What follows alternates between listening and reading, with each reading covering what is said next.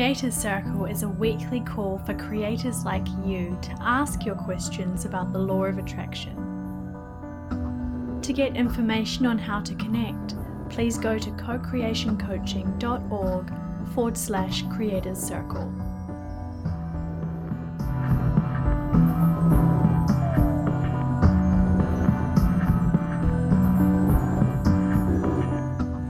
Okay, hey everyone, this is Brandon Polaris. I'm here with Christine. Hi! And I just yelled at so loudly. And Oh, I'm just enthusiastic, I guess. And we're here for another Creator Circle. And so this is, I believe, we're in Creator Circle number 13 now. So we are. Yes, we are. We've been doing. Well, for the past week. Well, okay, last 2 weeks, but hey, whatever. Well, this is the second week. So we're doing the webinar and we're streaming this on Facebook. So whether you're watching this on the webinar or on Facebook, feel free to ask your questions. So basically what you can do is if you want to ask a question, if you're on Facebook, just leave a comment. If you're on the webinar here on Zoom, just click the hand icon. I don't know what the icon looks like, so it's something to do with raising a hand. You should be able to find it, and I will enable your microphone. Or if you prefer to stay silent and just to write your question, just go into the Q&A box and write your question there. So Christine's responsible for telling me if someone raises their hand, and I will also monitor the Q&A section. Okay. Yes, that's how it works. So don't be shy. Feel free to ask questions. You can interrupt us anytime. So yeah, please do. That's what these calls are. This is very informal. Yes. So, and I'll keep an eye too for. I don't know if Justin's coming.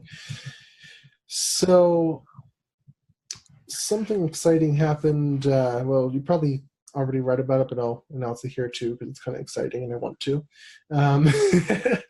So I put in my notice at my part-time job on, well, yesterday, I guess. Yesterday.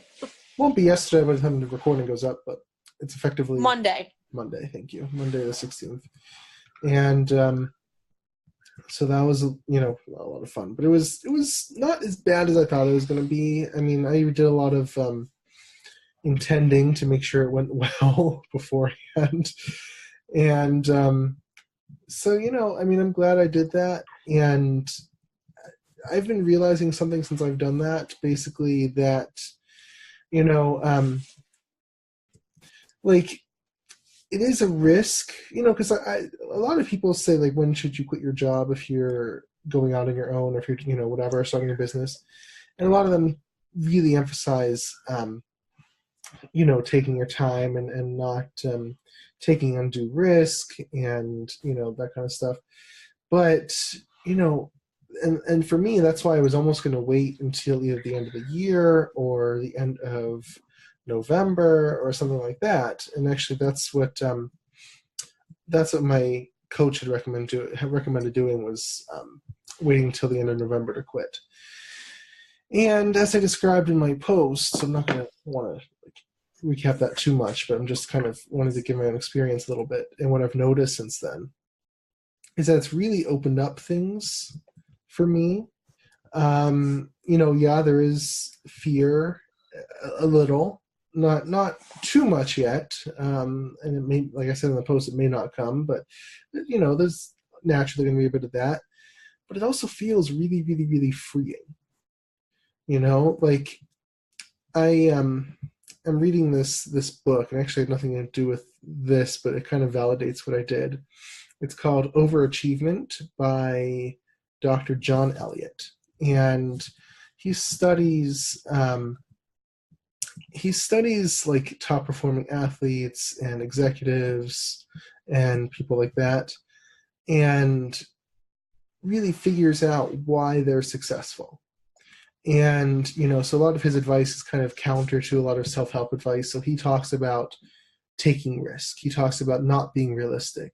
He talks about putting all your eggs in one basket. They tell you not to do that. And that's exactly kind of what I feel like I'm doing, I think. Because, it is a significant risk, obviously. I mean, I didn't know exactly how it would work out. I'm not guaranteed that everything will work out. There's not that security blanket of here's a stable income every month or whatever. But, like, it's just, for me, like, I manifest so much better under pressure. Yeah. Apparently that's not unusual. Like, he talks about how people really do a lot better under pressure. So, like, that's apparently not very unusual, which is interesting. But, like, that's what I found is, I remember I've talked about my first real law of attraction experience in the past in 2015, and that was a real sink or swim experience. And I did really well. And that was like when I was just starting out with all this stuff, so it's like, I feel like, I mean, I guess it doesn't work for everyone. I don't know. But for me, the risk is paying off, and it really feels different. Like, I've noticed people coming out of the woodwork that haven't commented before. Like, if you look at my post from Monday, where I described all this stuff, there's a lot of comments from people who haven't commented before. Like, it feels like things are moving a lot more, which is really interesting. And like, I had a strategy session today with a potential client. It looks like they're going to sign up, but this person was saying how, she found me, was referred by someone else. And like, it was just like, this kind of thing usually doesn't happen in the way that it has been. So it's really cool to see how avenues are opening up. And I think part of that, my point is, like, part of that is that the tension, I've talked about structural tension before, the tension of the need for it to work, makes it work. Yeah. Like, And yeah, go ahead. And you see that a lot on these Christian shows like the 700 Club, where people will say, oh, well, I sent a check with barely anything, and then everything went well. Right. And I'm not saying that it was for the right reason or the wrong reason, but what I was saying is it was under, huh? Nothing, go ahead. No, it was just for, like, they were under pressure, though. Right. When they felt like they had to give to some ministry. And I mean, I'm not saying that's a good thing to do, because I would never do that, I don't think. But right. The point is they did it under pressure. Right. Yeah, I think, I mean, it's like I said, it's a sink or swim kind of experience. And some people, when they have that pressure, really can't deal with it, unfortunately. And, like me, when there's the need for something to work, it'll work. Yeah. Like, I talked about, and by the way, before I go on, seriously, guys, I want your questions. So I'm just talking to fill time right now, but this is meant for your questions, so please interrupt me. But, so I've talked about this before. When I started really making progress with my financial goals, okay, because for a long time I had virtually no success, okay, and I've discussed this a little bit before, but I feel like it's a good time to discuss this. Sure. Before about a year ago, maybe 13, 14 months ago, my prevalent reality was I have enough, which is great. I have enough. Cool. Right? And that's a good thing. So I would experience, like I've talked about the thing that happened just after we got married. This is even before I knew about the law of attraction, but it was still the belief I had. We had no money. And then I thought, well, something has to work. So, and then I got a freelance project, and we had just enough to get through the month. But that was my reality. I have enough, but I have just enough. Okay. And so for a long time, I tried to examine that belief of, okay, well, I have enough, but I want more.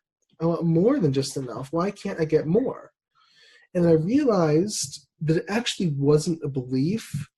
It was an error in my strategy. And if I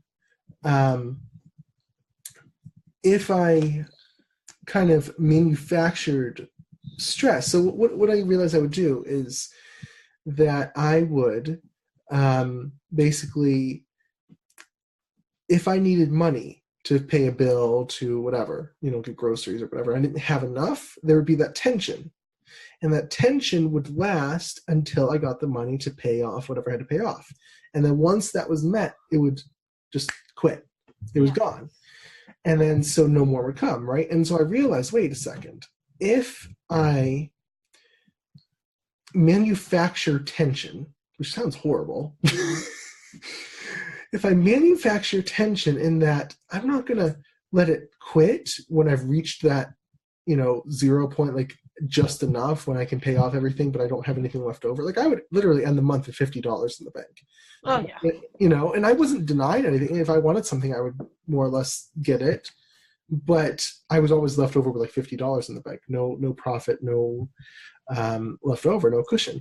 So I said, well, instead of letting that tension stop when I had that, enough, a level of enough of paying everything I needed to pay, whatever, I'm going to let that tension last until a predefined level. So at first it might have been, I want $500 more than enough.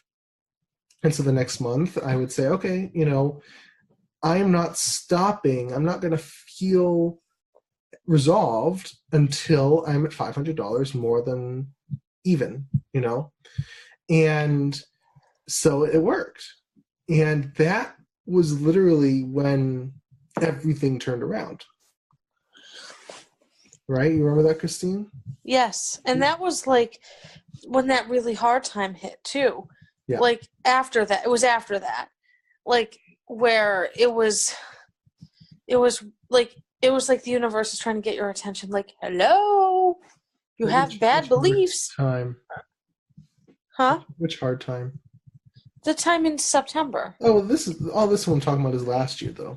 Yeah, I know, but that was the turning point of everything. Oh, yeah. One of the turning points. Yeah. Anyway. Yeah. But yeah, after last year, I remember when you told me about that subconscious, whatever it was. You said it wasn't a belief, but whatever. Strategy, I guess. Right. And then that's when things started changing. I think that was last October, November, maybe? Yep. Maybe when you said that, and it's like, yeah, that's so true. And Yep. a lot of people, I don't know how you do it without having a coach.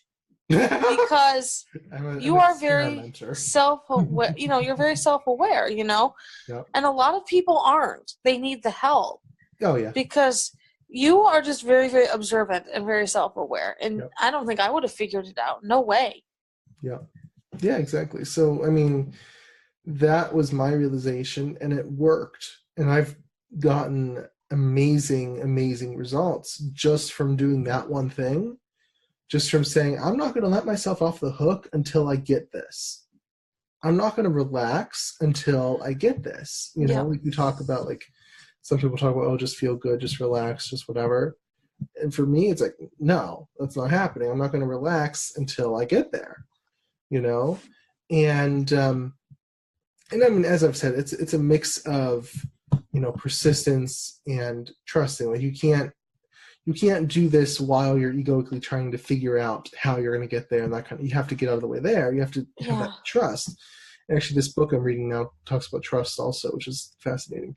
But you have to have, I remember last year I used the verbiage, I said, make the goal non-negotiable, make it something that's not an option to not achieve. This is going to happen one way or another. And so it always, always, always did. And that was the one thing that turned everything around for me financially. Just doing that one thing, just saying I'm not going to relax until I've met this goal. So tension, I don't want to go as far as to say stress, but I mean stress in kind of a positive way of like this energy pushing me forward and this momentum, you know what I mean? And so like I said, I think some people get overwhelmed by that, where like I've had some clients where I have to have them decrease their energy momentum because they're like pushing too hard, and it'd be okay except that they're really, really clinging to the resistance and they're not able to let it go. So it doesn't work for everyone, or it will, but you have to let go of that resistance. You have to learn how to deal with it. There is a limit. But, I think that, so coming back to this current situation with my job, saying, okay, well, if well, I'll go back to why I took the job to begin with. I took the job to get off of SSI, and I remember kind of the relief of, now I don't have to worry about meeting a certain monthly income level. Like with co-creation coaching, I was pushing every month to grow, and that got a little tiring. I wanted kind of a break. But kind of on the inverse side of that, when you have that stable income coming in every month, what's the drive to make the business grow besides purely, well, I'd really like it to? But when you make it like, I kind of have to, or I don't eat. Yeah. You know what I mean? Like, for me, that's the perfect kind of tension to make it really, this has to happen. It's going to happen. Right. So, you know what I mean? Like when that income was just stable and coming in every month, it's harder to have that motivation, because it's like, well, I can take my time with this if I want to, or, what's really the motivation to really push forward and that kind of stuff. But when I'm 100% in this, then yes, it's a risk, but it's also, okay, everything is on the table. Like there's the pressure. It has to happen. Like now it has to happen. Right. So that's how it works for me. And that's part of why I did what I did. I think the other part was basically, I always talk about, you have to feel the energy. Right. And for me, the energy was going towards, I need to put 100% of my energy into this endeavor, into, my coaching business. And it's split. And, split energy, I mean, it works okay if you're kind of just building stuff up and whatever. But I've seen some really awesome growth the last few months, and it requires more and more focus. And while technically maybe I could put in enough hours between my afternoon and evenings, number one, I didn't have any free time left. And number two, it still left me with split energy where, like, you only have so much to give. Mm-hmm. So after, like, either I wouldn't have enough to really do a good job at work, at my part-time job, or I wouldn't have enough to really do a good job at co-creation coaching. And it was, they were kind of leeching off of each other. And, I found myself more and more kind of putting more of the energy into co-creation coaching, but then I didn't really have the energy or motivation in the mornings to be like, okay, I got to really buckle down and do well at work. Does that make sense to you, Christine? Yes. And because it's like when you're trying to do stuff, like two things at once, it does feel like you're being pulled in two different directions. Like, okay, I don't have motivation to do one thing, and then right, but I really want to do this other thing. And I know you've said, in your post on Monday that you say that it's so hard for you to be motivated at all when you when you don't like to do things. But I think if you really, really like what you do, but then you have this mundane job, it would be hard for anybody to stay motivated like that. Sure, yeah. Because how could you? Like, you're doing this blah-de-blah thing, and then you're doing, yay, I love this. Right, yeah. It's like, there's nothing left over. It's just, well, I'm just doing this for money. And then, you know what? The other thing is, like, it sort of goes against everything I say, because you should never do something just for money. Like, that shows an inherent mistrust in the universe's ability to provide, and say, well, I need to do this other thing so that I can have enough money to support what I really want to do. And I always promised myself that I would never do that. Like, I always promised myself that I would never be that one who, worked the, kind of soulless 9-to-5 and then put in my passion on the off times. No. Like, and some people can do that, but But is that You really know, good though? I mean, no, it's not good. No, that's what I'm Yeah. saying. Like, maybe at first, like you did, like, okay, I'm going to get a job just for temporary. But then Right. eventually, your passion is going to overrun your 9 to 5. You know, it's going to overrun, or Right. it's going to overwhelm it, and you're going to want to do that only. Exactly. So it's like, it kind of was inauthentic to me because I always say, like, the universe will provide, everything will work out. You should do what you really love to do. And then I'm here getting kind of a soulless income in Yeah. order to fund what I really want to do. And it's like, is that really how we're meant to live? No. It was okay temporarily, and I really did enjoy it at first until things kind of kicked in, and I was like, this is not what I want to do.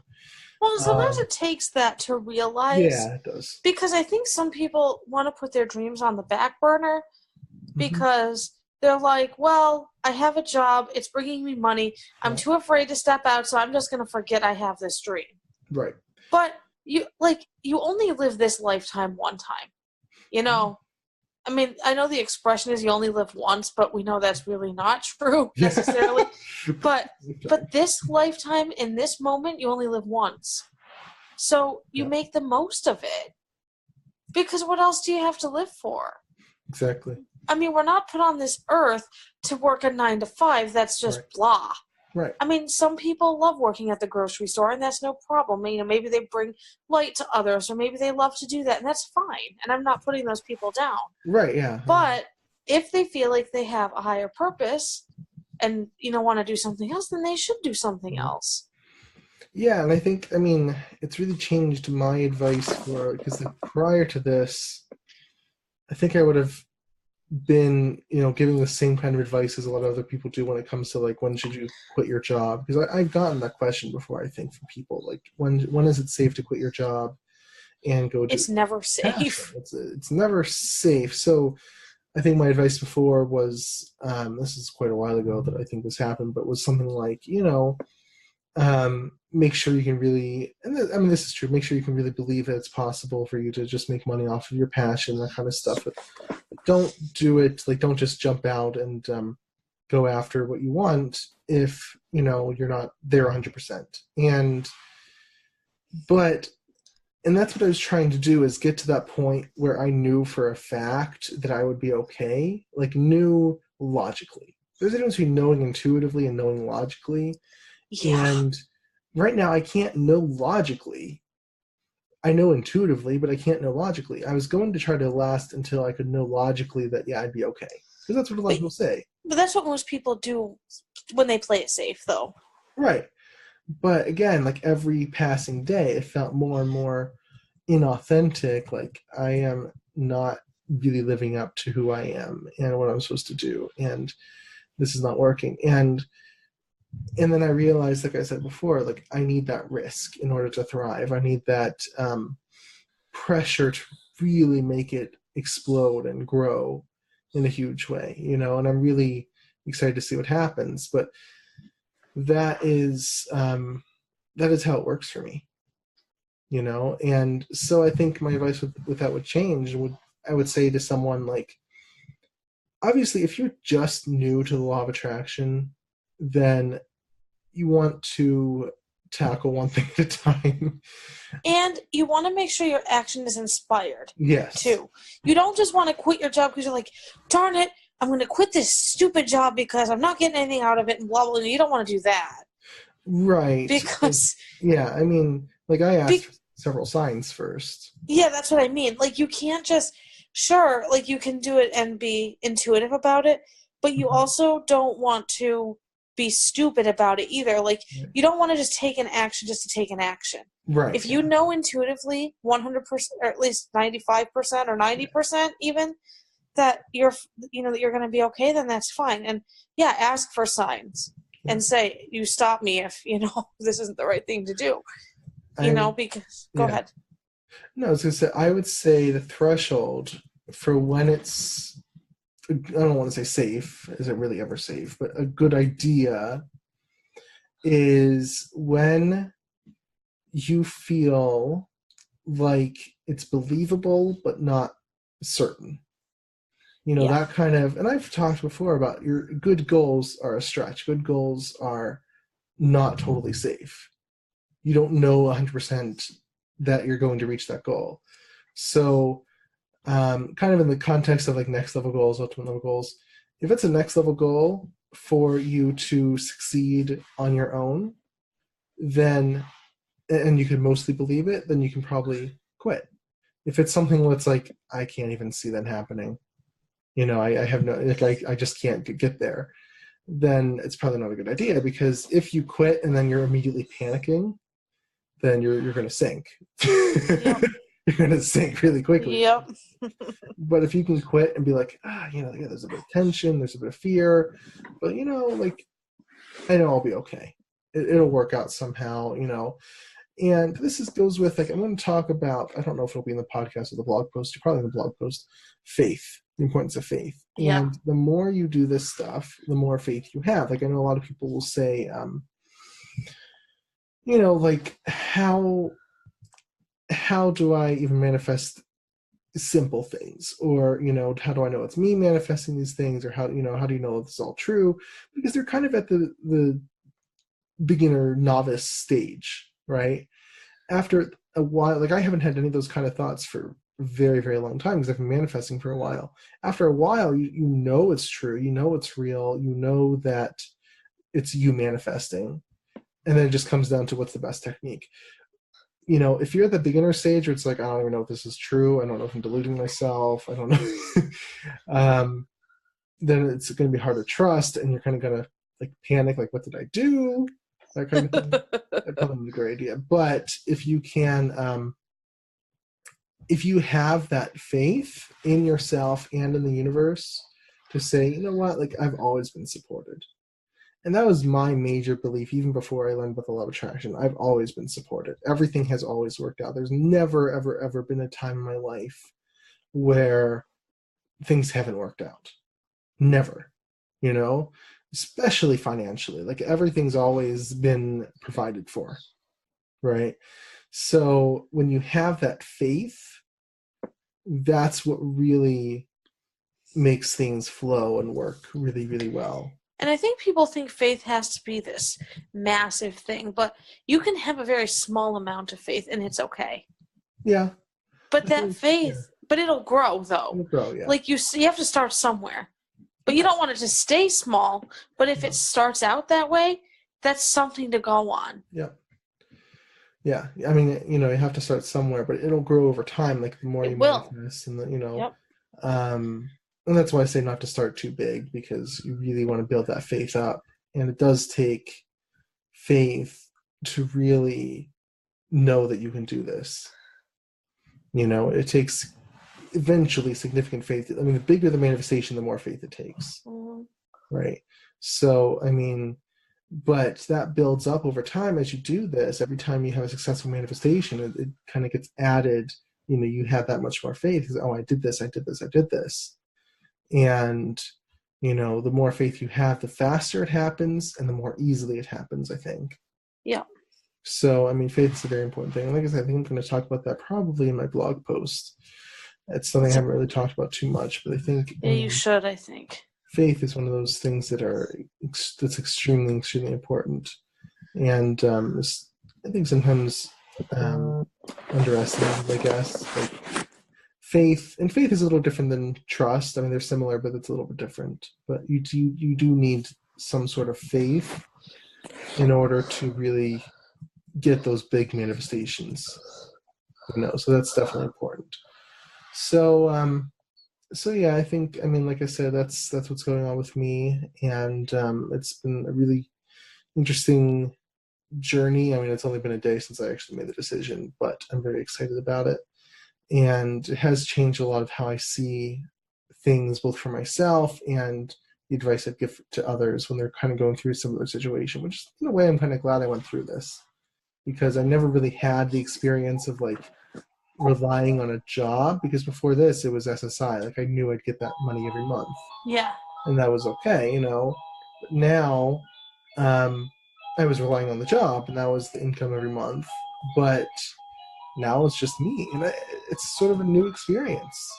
I remember, real quick, one last thing. 2 years ago, I worked with a coach. Actually, I just had one session with the coach, and You manifested that one for free, by the way, just so those people know. I didn't have the money at the time. But you caught her bug. That's Her right. programming bug. She had a security issue on her site, and I fixed it. I just thought it was funny. I know, it was really awesome. So anyway, but 2 years ago, I had this free coaching session with this coach, and I said, I don't know how to trust that the money will always be there, because what if it grows to such an extent that I was still on SSI, obviously. What if it grows to such an extent I get off of SSI, and then what if it dries up?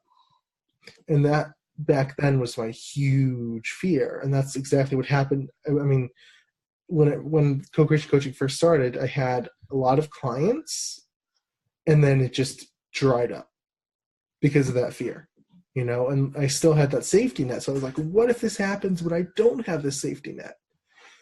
And she gave me some good advice, but it wasn't really something I could apply or really understand for myself until now. And now I am, it's kind of funny, now I am in this exact situation where I don't have the safety net, and it's kind of exhilarating, though it's not scary. It's kind of exhilarating, like, wow, this is crazy. Like, I don't have a safety net. This is real. This is, I don't want to go so far as to say do or die, but you know what I mean? Like, it's real. There's not a safety net. It's that has to happen. And what would have happened if you weren't told that 2 years ago? You'd have been freaking out. Oh, yeah. Like, so it was meant to happen. It's just you weren't meant to hear it right then. Yeah, it was not the time right then. I mean, it was like, put it on the back burner. I was a law of attraction baby, like, I was you were starting. I had no idea what I was doing, honestly. Like, I was just sort of fumbling around, and I had some random hits and a lot of misses, and like, so, but I wouldn't get to really test that advice for 2 years. And now, like, I mean, even a job as a safety net, SSI was a safety net, and then I had the job as a safety net. And now, for the first time in my whole life, there's no safety net. And is that scary? Heck yeah. Is that exhilarating? Definitely, but it's not overwhelming.